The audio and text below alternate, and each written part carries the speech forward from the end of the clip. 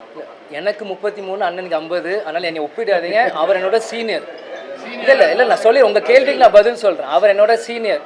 அவரே எனக்கு முதல்ல சொல்லும்போது எனக்கு நீங்கள் அரசியல் சீனியர் அவரே சொல்லியிருக்கு. அதை நான் பெருமையாக ஏற்றுக்கிறேன். அண்ணனுக்கு நான் ரொம்ப மரியாதை நான் செலுத்துகிறேன். ஆனால் அனுபவம் சினிமாவில் பொறுத்த வரைக்கும் அண்ணன் என்னோட பெரிய ஆள். அவருக்கு அனுபவம் ஜாஸ்தி. இந்த சூழ்நிலையில் இன்றைக்கி அவர் ஒரு கட்சி ஆரம்பித்து அவர் பின்னாடி பல லட்சம் இளைஞர்கள் இன்றைக்கி இருக்காங்க. அது அவரோட பலம். 20 வருஷம் முன்னாடி கேப்டன் பின்னாடி பல லட்சம் இளைஞர்கள், அது தேமுதிகவோட பலம். இன்றைக்கு விஜய் பிரபல நாங்கள் வரும்போது எங்களோட நிலைப்பாடு என்ன, எங்களோட விஷயங்கள் என்னவோ அதை எப்படியாவது கஷ்டப்பட்டு அது அப்பா என்ன செஞ்சாரோ அதை நான் கொண்டு வரணும் நாங்கள் ஆசைப்படுறோம்.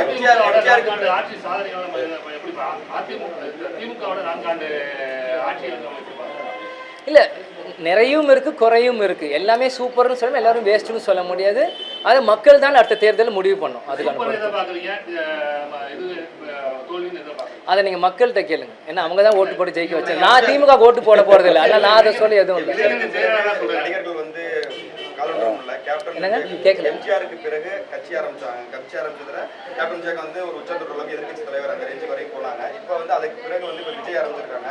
விஜய் வந்து எம்ஜிஆருடைய ஆட்சியை வந்து நாங்கள் வந்து எம்ஜிஆர் எப்படி 1979 வந்தோமோ அந்த அளவுக்கு வந்து நாங்கள் வந்து அடுத்த 2026 சட்டமன்றத்தில் நாங்கள் வந்து சாதிப்போம் அப்படின்னு சொல்றாங்க. இதை நீங்க எப்படி பாக்குறீங்க?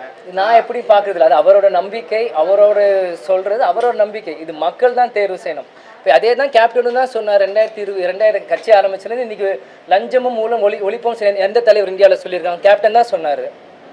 அப்புறம் இன்றைக்கி கேட்டிங்கன்னா தேமுதிக 1% நீங்கள் தான் சொல்கிறீங்க.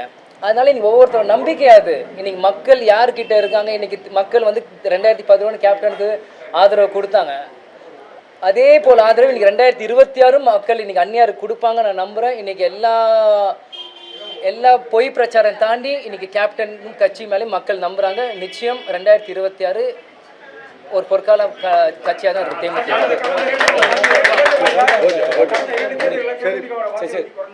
யார் சொன்னா? போன தேர்தல் நீங்களே பார்த்தீங்க, நான் சொல்ல. அதிமுக சார்பாக எல்லாருமே சொல்லியிருக்காங்க.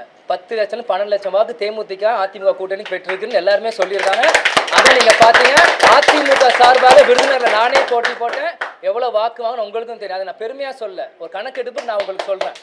உங்களுக்கே தெரியும்.